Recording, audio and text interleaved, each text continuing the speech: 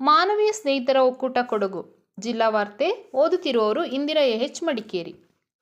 ಮರಗೋಡು ವಿದ್ಯಾಸಂಸ್ಥೆಯ ಆಡಳಿತ ಮಂಡಳಿಯ ವತಿಯಿಂದ ಮರಗೋಡು ಭಾರತಿ ಪದವಿ ಪೂರ್ವ ಕಾಲೇಜಿನಲ್ಲಿ ನಡೆದ ಜಿಲ್ಲಾ ಮಟ್ಟದ ರಸಪ್ರಶ್ನೆ ಸ್ಪರ್ಧೆಯಲ್ಲಿ ಕೂಡಿಗೆ ಸರಕಾರಿ ಕಾಲೇಜಿನ ಪಿಜಿ ಮಾನಸ ಮತ್ತು ಎ ಮಾನಸ ಪ್ರಥಮ ಸ್ಥಾನ ಪಡೆದು ₹10,000 ನಗದು ಬಹುಮಾನ ಮತ್ತು ಆಕರ್ಷಕ ಪಾರಿತೋಷಕ ಪಡೆದರು. ನೆಲ್ಲಿದಿಕೇರಿ ಕಾಲೇಜಿನ ಸಫಾ ಮತ್ತು ಯುಕ್ತ ದ್ವಿತೀಯ ಸ್ಥಾನ ಮತ್ತು ಚೆನ್ನಮ್ಮ ಮಾದಾಪುರ ಕಾಲೇಜಿನ ಸುಕನ್ಯಾ ಮತ್ತು ರಕ್ಷಾ ತೃತೀಯ ಸ್ಥಾನ ಪಡೆದರು. ಸ್ಪರ್ಧೆಯನ್ನು ಪೋಖ್ಲಂಡ್ರ ಪ್ರಹ್ಲಾದ್ ಅವರು ನಡೆಸಿಕೊಟ್ಟರು.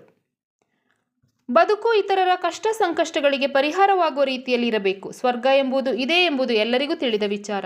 ಆದರೆ ಅದನ್ನು ಅನುಭವಿಸಬೇಕಾದರೆ ನಿರಾಶ್ರಿತ, ನಿರ್ಗತಿಕ ಹಾಗೂ ಅನಾಥರ ಸೇವೆಯನ್ನು ಮಾಡುವ ಮೂಲಕ ಗಳಿಸಬೇಕು ಎಂದು ತನಲ್ ಟ್ರಸ್ಟ್ ಕೇರಳದ ವಡಗರ ವಿಭಾಗದ ಪ್ರತಿನಿಧಿ ಮೊಹಮ್ಮದ್ ಆಲಿ ಹೇಳಿದರು. ಮಡಿಕೇರಿಯ ತನಲ್ ಆಶ್ರಮದ 8ನೇ ವಾರ್ಷಿಕ ಮಹಾಸಭೆಯನ್ನು ಉದ್ಘಾಟಿಸಿ ಅವರು ಮಾತನಾಡಿದರು. ತನಲ್ ಸೇವಾ ಕೇಂದ್ರಗಳ ಅಧೀನದಲ್ಲಿ ದೇಶಾದ್ಯಂತ 3 ಲಕ್ಷದಷ್ಟು ಜನರು ಆಶ್ರಯ ಪಡೆಯುತ್ತಿದ್ದಾರೆ. 1330 ಶಾಲೆಗಳು ತನಲ್ ಅಧೀನದಲ್ಲಿ ಕಾರ್ಯಾಚರಿಸುತ್ತಿದ್ದು, ಇನ್ನು ಅನೇಕ ಜನ ಹಸಿವು, ಬಡತನದಿಂದ ಬದುಕು ಸಾಗಿಸುತ್ತಿದ್ದಾರೆ ಎಂದು ಹೇಳಿದರು. ಅಧ್ಯಕ್ಷ ಮೊಹಮ್ಮದ್ ಮುಸ್ತಫಾ ತನಲ್ ಆಶ್ರಮದ ಪ್ರಾರಂಭ ಹಾಗೂ ಅದರ ಕಾರ್ಯಚಟುವಟಿಕೆಗಳ ಬಗ್ಗೆ ತಿಳಿಸಿ ಎಲ್ಲರನ್ನು ಸ್ವಾಗತಿಸಿದರು. ಅಬ್ದುಲ್ಲಾ ಕಾರ್ಯಕ್ರಮ ನಿರೂಪಿಸಿದರು. ಪ್ರಧಾನ ಕಾರ್ಯದರ್ಶಿ ಬಾಳೇಡ ದಿವ್ಯಾ ವಾರ್ಷಿಕ ವರದಿಯನ್ನು ಮಂಡಿಸಿದರು. ಕೋಶಾಧಿಕಾರಿ ಕರಾಮತುಲ್ಲಾ ಖಾನ್ ವರ್ಷದ ಲೆಕ್ಕಾಚಾರವನ್ನು ಮಂಡಿಸಿದರು. ಮಹೀನಾ ಅಬುಬಕರ್ ಹೊಂದಿಸಿದರು. ದಶಕಗಳ ಸಮಸ್ಯೆಯಾಗಿ ಕೊಡಗಿನ ಜಮ್ಮಾ ಹಿಡುವಳಿದಾರರನ್ನು ಕಾಡಿದ್ದ ಜಮ್ಮಾ ಸಮಸ್ಯೆಗೆ ಶಾಶ್ವತ ಪರಿಹಾರವನ್ನು ಒದಗಿಸುವ ನಿಟ್ಟಿನಲ್ಲಿ ಕರ್ನಾಟಕ ಭೂಕಂದಾಯ ಕಾಯ್ದೆಯ ತಿದ್ದುಪಡಿ ವಿಧೇಯಕವನ್ನು ಸದನದಲ್ಲಿ ಮಂಡಿಸಿ ಯಶಸ್ವಿಯಾಗಿ ಅನುಮೋದನೆ ಪಡೆಯುವಲ್ಲಿ ನಿರ್ಣಾಯಕ ಪಾತ್ರ ನಿರ್ವಹಿಸಿದ ಮುಖ್ಯಮಂತ್ರಿಗಳ ಕಾನೂನು ಸಲಹೆಗಾರರು ಹಾಗೂ ವಿರಾಜಪೇಟೆ ವಿಧಾನಸಭಾ ಕ್ಷೇತ್ರದ ಶಾಸಕ ಎಎಸ್ ಪೊನ್ನಣ್ಣ ಅವರಿಗೆ ಯುನೈಟೆಡ್ ಕೊಡವ ಆರ್ಗನೈಸೇಷನ್ ಯುಕೋ ಸಂಘಟನೆಯ ಸದಸ್ಯರು ಅಭಿನಂದನೆ ಸಲ್ಲಿಸಿದರು.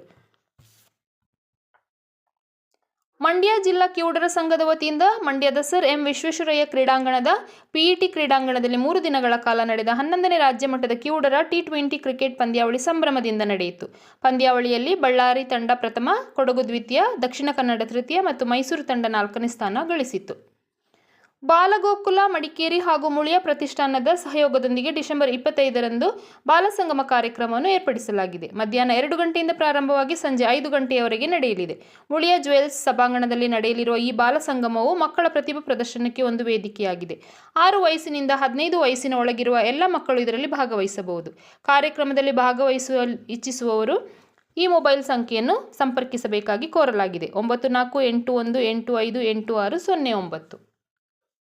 ಆಹಾರ, ನಾಗರಿಕ ಸರಬರಾಜು ಮತ್ತು ಗ್ರಾಹಕರ ವ್ಯವಹಾರಗಳ ಇಲಾಖೆ, ಜಿಲ್ಲಾ ಗ್ರಾಹಕರ ಆಯೋಗ ಹಾಗೂ ಜಿಲ್ಲಾ ಗ್ರಾಹಕರ ಮಾಹಿತಿ ಕೇಂದ್ರ ಕುಶಾಲನಗರ ಇವರ ಸಂಯುಕ್ತಾಶ್ರಯದಲ್ಲಿ ಡಿಜಿಟಲ್ ನ್ಯಾಯದ ಮೂಲಕ ಪರಿಣಾಮಕಾರಿ ಮತ್ತು ತ್ವರಿತ ವಿಲೇವಾರಿ ಎಂಬ ವಿಷಯದಡಿ ರಾಷ್ಟ್ರೀಯ ಗ್ರಾಹಕರ ದಿನಾಚರಣೆಯು ಡಿಸೆಂಬರ್ 29ರಂದು ಬೆಳಗ್ಗೆ 11 ಗಂಟೆಗೆ ಗೋಣಿಕೊಪ್ಪಲು ಕಾವೇರಿ ಪದವಿ ಪೂರ್ವ ಕಾಲೇಜಿನಲ್ಲಿ ನಡೆಯಲಿದೆ. ಜಿಲ್ಲಾ ಗ್ರಾಹಕ ವ್ಯಾಜ್ಯಗಳ ಪರಿಹಾರ ಆಯೋಗದ ಅಧ್ಯಕ್ಷರಾದ ಡಾ ರೇಣುಕಾಂಬ, ಜಿಲ್ಲಾಧಿಕಾರಿ ವೆಂಕಟರಾಜ, ಜಿಲ್ಲಾ ಗ್ರಾಹಕ ವ್ಯಾಜ್ಯಗಳ ಪರಿಹಾರ ಆಯೋಗದ ಸದಸ್ಯರಾದ ಗೌರಮ್ಮಣ್ಣಿ, ಕುಶಾಲನಗರದ ಜಿಲ್ಲಾ ಗ್ರಾಹಕರ ಮಾಹಿತಿ ಕೇಂದ್ರದ ಅಧ್ಯಕ್ಷರಾದ ಎ ಚಂಗಪ್ಪ, ಗೋಣಿಕೊಪ್ಪಲು ಕಾವೇರಿ ಪದವಿ ಪೂರ್ವ ಕಾಲೇಜಿನ ಪ್ರಾಂಶುಪಾಲರಾದ ಎಸ್ ಮಾದಯ್ಯ, ಗ್ರಾಹಕ ಹಕ್ಕುಗಳ ಶಿಕ್ಷಣ ಮತ್ತು ಜಾಗೃತಿ ಟ್ರಸ್ಟ್ನ ಟ್ರಸ್ಟ್ ಸ್ಥಾಪಕರಾದ ವೈಜಿ ಮುರಳೀಧರನ್, ತೂಕ ಅಳತೆ ಮತ್ತು ಕಾನೂನು ಮಾಪನ ಶಾಸ್ತ್ರ ಇಲಾಖೆ ಸಹಾಯಕ ನಿಯಂತ್ರಕರಾದ ಸರಳ ನಾಯರ್, ಆಹಾರ, ನಾಗರಿಕ ಸರಬರಾಜು ಮತ್ತು ಗ್ರಾಹಕರ ವ್ಯವಹಾರಗಳ ಇಲಾಖೆಯ ಜಂಟಿ ನಿರ್ದೇಶಕರಾದ ಡಾ ಮುಂಟೇಸ್ವಾಮಿ ಇತರರು ಪಾಲ್ಗೊಳ್ಳಲಿದ್ದಾರೆ ಎಂದು ತಿಳಿಸಿದರು. ವಿರಾಜಪೇಟೆ ಹಾಗೂ ಪೊನ್ನಂಪೇಟೆ ತಾಲೂಕಿನ ವಿವಿಧ ಗ್ರಾಮಗಳ ಆಯ್ದ ಪರಿಶಿಷ್ಟ ಜಾತಿ ಹಾಗೂ ಪರಿಶಿಷ್ಟ ಪಂಗಡದ ಫಲಾನುಭವಿಗಳಿಗೆ ಸರ್ಕಾರ ನೀಡುವ ಉಚಿತ ಕೊಳವೆ ಬಾವಿ ಸೌಲಭ್ಯದ ಪ್ರಮಾಣ ಪತ್ರವನ್ನು ಮುಖ್ಯಮಂತ್ರಿಗಳ ಕಾನೂನು ಸಲಹೆಗಾರರು ಹಾಗೂ ವಿರಾಜಪೇಟೆ ವಿಧಾನಸಭಾ ಕ್ಷೇತ್ರದ ಶಾಸಕ ಎಎಸ್ ಪೊನ್ನಣ್ಣ ಅವರು ಫಲಾನುಭವಿಗಳಿಗೆ ವಿತರಿಸಿದರು. ಕ್ರಿಸ್ಮಸ್ ಹಬ್ಬದ ಅಂಗವಾಗಿ ಸುಂಟಿಕೊಪ್ಪ ಸಂತ ಅಂತೋಣಿ ದೇವಾಲಯದ ವತಿಯಿಂದ ಕ್ಯಾರಲ್ಸ್ ಗಾಯನದ ಅಂಗವಾಗಿ ಸುಂಟಿಕೊಪ್ಪ ಸಂತ ಅಂತೋಣಿ ದೇವಾಲಯದ ಧರ್ಮಗುರು ರೆವರೆಂಡ್ ಫಾದರ್ ವಿಜಯಕುಮಾರ್, ಸಂತ ಕ್ಲಾರಾ ಕಾನ್ವೆಂಟಿನ ಕನ್ಯಾಸ್ತ್ರೀಯರು, ಸಂತ ಕ್ಲಾಸ್ ವೇಷಧಾರಿ ಯುವಕ ಯುವತಿಯರು, ಕ್ಯಾರಲ್ಸ್ ವೃಂದದವರು ಕ್ರೈಸ್ತರ ಮನೆಗಳಿಗೆ ತೆರಳಿ ಪ್ರಾರ್ಥನೆ ಗಾಯನಗಳನ್ನು ಹಾಡುತ್ತಾ ಕ್ರಿಸ್ತ ಜಯಂತಿ ಶುಭ ಸಂದೇಶವನ್ನು ಸಾರಿದರು.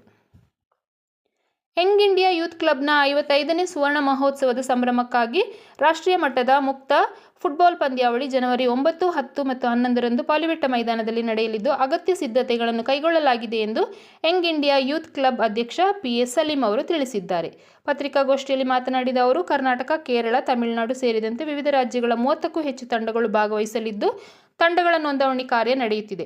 ಇದೇ ಪ್ರಥಮ ಬಾರಿಗೆ ರಾಷ್ಟ್ರೀಯ ಫುಟ್ಬಾಲ್ ಪಂದ್ಯಾವಳಿ ಗ್ಯಾಲರಿಯಲ್ಲಿ ನಡೆಯಲಿದ್ದು ಮೈದಾನದ ಸಿದ್ಧತೆಗೆ ಟಾಟಾ ಕಾಫಿ ಸಂಸ್ಥೆ ಹೆಚ್ಚಿನ ಸಹಕಾರ ನೀಡುತ್ತಿದೆ. ರಾಷ್ಟ್ರೀಯ ಮಟ್ಟದ ಫುಟ್ಬಾಲ್ ಪಂದ್ಯಾವಳಿ ಉದ್ಘಾಟನೆ ಹಾಗೂ ಸಮಾರೋಪ ಸಮಾರಂಭ ಕಾರ್ಯಕ್ರಮದಲ್ಲಿ ಜನಪ್ರತಿನಿಧಿಗಳು, ದಾನಿಗಳು, ಗಣ್ಯರು, ಹಿರಿಯ ಆಟಗಾರರು ಆಗಮಿಸಲಿದ್ದಾರೆ ಎಂದು ಅವರು ತಿಳಿಸಿದರು. ಇಲ್ಲಿಗೆ ಜಿಲ್ಲಾ ವಾರ್ತೆ ಮುಕ್ತಾಯವಾಯಿತು.